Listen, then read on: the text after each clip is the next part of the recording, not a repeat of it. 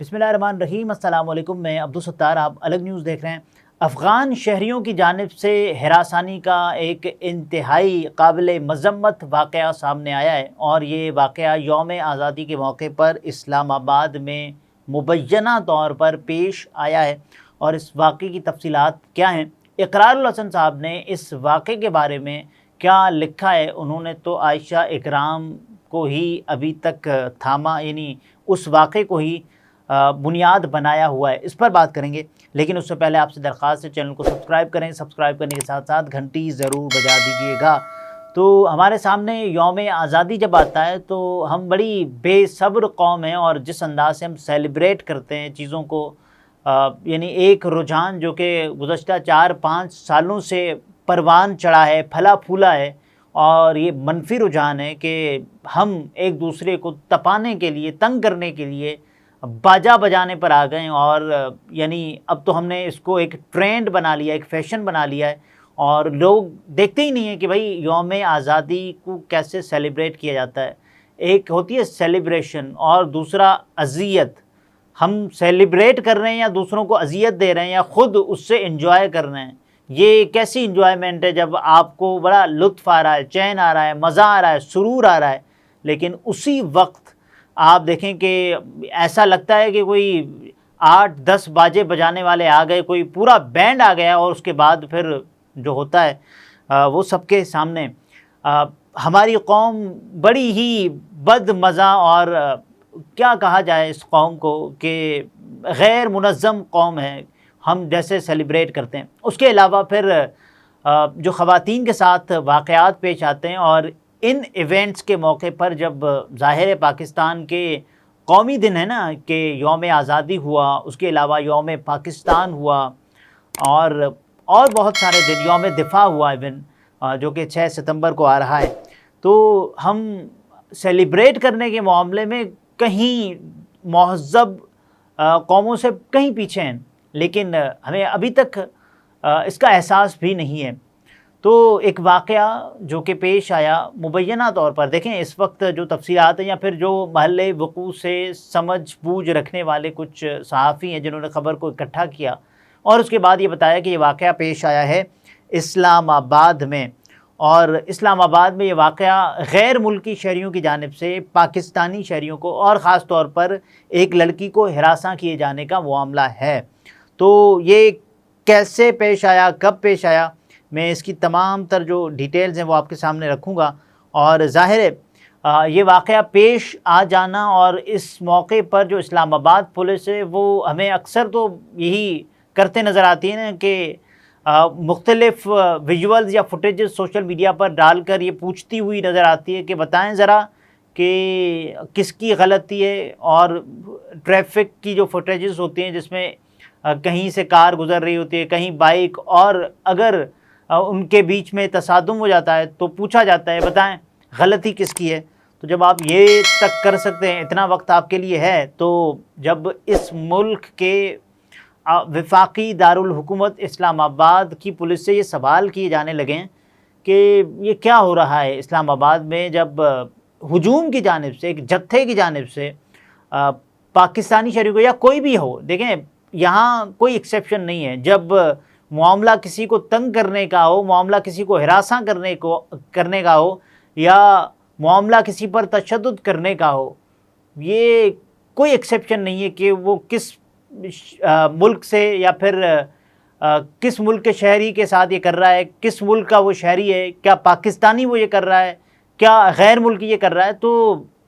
ہمارا جو قانون ہے اس کو اتنا سخت ہونا چاہیے، اتنا فریکوینٹ ہونا چاہیے، اور قانون نافذ کرنے والے اداروں کو حرکت میں آنا چاہیے، چوکس رہنا چاہیے۔ لیکن اس پورے ایونٹ کے دوران کسی نے یہ نہیں دیکھا کہ یہ ہو کیا رہا ہے۔ بہرحال جو اضافہ ہمیں دیکھنے میں آ رہا ہے گزشتہ چند سالوں سے، ایسے واقعات میں لوگوں نے اس کو ایز فیشن لے لیا ہے، اور اس کے بعد ظاہر ہے وہ یہ کرتے دکھائی دیتے ہیں، ویژولز تک بن جاتے ہیں، یعنی یہ ٹائم ہوتا ہے، لیکن اگر کسی کے ساتھ یہ ظلم، یہ بربریت ایک ہجوم کی جانب سے، ایک جتھے کی جانب سے، ایک موب کی جانب سے یہ ہوتا ہے، اور اس کے بعد پھر کوئی اس پر دیکھتا بھی نہیں ہے کہ بھئی کیوں ہو رہا ہے، اور باقاعدہ طور پر وہاں پر جو موجود لوگ ہوتے ہیں اس کو انجوائے کر رہے ہوتے ہیں، سیلیبریٹ کر رہے ہوتے ہیں۔ کسی خاتون کے ساتھ آپ اپنی دیکھیں، اکثر یہی کہا جاتا ہے نا کہ آپ اپنے فیملی کی جو خواتین ہیں ان کو رکھ کے دیکھیں، اکثر یہ کہا جاتا ہے تاکہ آپ کو کچھ شرم آئے، وگرنہ تو جتنے حالات خراب ہو چکے ہیں پھر کیا کیا جا سکتا ہے سوائے یہ کہے ہوئے۔ بہرحال ایک ہجوم ہے جو کہ ہم دیکھ رہے ہیں کہ فالو کر رہا ہے مسلسل ایک لڑکی اور ایک لڑکے کو، اور لڑکی کو تو باقاعدہ طور پر انہوں نے ہراساں کرنے کے لیے ان کا پیچھا کیا، اور پورا ہجوم، پورا جتھا، اور یہ کہا جا رہا ہے کہ یہ جو شہری ہیں ان کا تعلق افغانستان سے ہے اور یہ ایسا کر رہے ہیں۔ دیکھیں، میں تو کہوں گا کہ اس موقع پر اگر کوئی پاکستانی بھی ہو یا اس کا تعلق پاکستان سے ہو، کسی بھی ملک سے ہو، اگر وہ یہ کرتا ہے تو قانون کو تو پھرتی دکھانی چاہیے نا۔ قانون تو افغانستان میں موجود یا پھر پاکستان میں موجود افغانستان کے شہری کے لیے اتنا ہی فریکوینٹ، اتنا ہی برابر ہونا چاہیے۔ بہرحال کچھ لوگ یہ کہہ رہے ہیں کہ بھائی ان کا تعلق افغانستان سے، اور اسلام آباد پولیس کہاں ہے؟ دیکھیے، اسلام آباد پولیس کا اگر یہ کام نہ ہو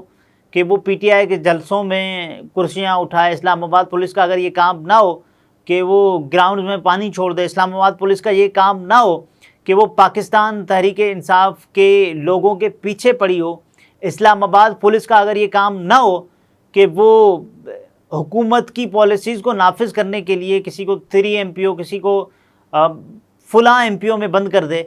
تو پھر آپ کو اسلام آباد پولیس ان واقعات میں سرگرم نظر آئے گی، یا ان واقعات کی روک تھام کے لیے سرگرم نظر آئے گی۔ وگرنہ تو پھر اسلام آباد پولیس ہو یا پھر کوئی بھی پولیس ہو پاکستان کی، کسی بھی صوبے سے ان کا تعلق ہو، تو پھر تو بڑا مشکل ہی ہوگا کہ ان معاملات کو حل کیا جا سکے۔ یہ پاکستان کے امیج کی بات ہے۔ یہ ایسا نہیں ہے کہ یوم آزادی ہم اپنے، یعنی آزادی کے دن پر آزاد، ہم اپنے آزادی کے دن پر کیا پیغام دے رہے ہیں لوگوں کو کہ یار یہ ہماری آزادی کا دن ہے، اور اس ایک موقع پر ایک شخص یعنی پورے جتھے کو انگیج کرتا ہے اور پورے جتھے کو اکساتا ہے، اور اس خاتون کا پیچھا کیا جاتا ہے، یہاں تک کہ وہ تنگ آ کر یہ کہنے پر مجبور ہو جاتی ہیں، اور ظاہر ہے وہاں وہ شاؤٹ کرنا شروع کر دیتی ہیں کہ یہ کیا بدتمیزی ہے۔ بہرحال اس پر سید اقرار الحسن صاحب نے ایک ٹویٹ کیا ہے، میں آپ کے سامنے رکھ دیتا ہوں۔ سوال یہ ہے کہ کیا یہ لڑکی بھی ٹک ٹاکر تھی؟ اچھا، بیسیکلی یہ عائشہ اکرام صاحبہ کے معاملے سے اس کو جوڑ رہے ہیں۔ کیا اس نے بھی ان سب کو خود بلایا تھا؟ کیا اس نے بھی ملک کو بدنام کرنے کے لیے ڈرامہ کیا ہے؟ ایسے واقعات میں خواتین کو قصوروار ٹھہرانے کی بجائے معاشرے کی تربیت کیجیے، ورنہ یہی واقعات ایک دن ہماری بہن بیٹی کے ساتھ بھی ہوں گے۔ دیکھیں، ظاہر ہے اگر یہ واقعات نہیں رکے تو ہم سب بتائیں نا کہ ہم سب اپنے گھروں میں بیٹھ کر اپنے کسی قریبی رشتہ دار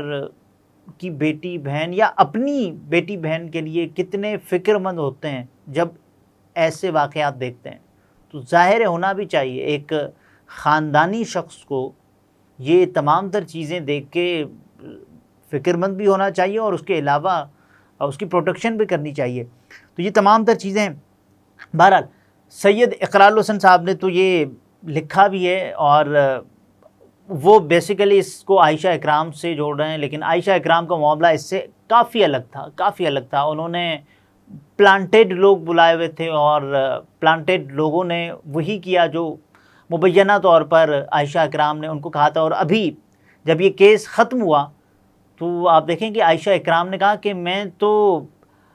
جذبہ ایمانی کے تحت ان کو معاف کرنے کا اعلان کرتی ہوں۔ تو اقرار صاحب سے یہ گزارش کہ بھئی اس کو آپ اس سے نہ جڑیں، یہ تو خالصتاً ایک موب کی جانب سے ایک اٹیک کیا گیا ہے۔ وہ والا معاملہ آپ اگر اس کو جوڑنا چاہ رہے ہیں تو آپ جوڑیں، لیکن وہ والا معاملہ خالصتاً ویسے اس کا ریمبو جس کے